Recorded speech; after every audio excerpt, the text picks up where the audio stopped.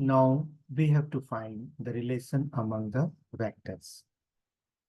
Putting the values of C1, C2, C3 in 1, we have C1x1 plus C2x2 plus C3x3 equal to 0. We have already obtained the value of C1 as minus 2t, C2 as t, and C3 as t. If we divide whole equation by t, then we have minus 2x1 plus x2 plus x3 equal to 0. If we replace minus 2x1 to the right hand side, we have 2x1 equal to x2 plus x3. Vectors are linearly dependent, which are in arithmetic progression.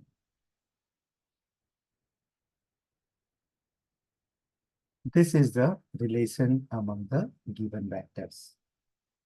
Thank you.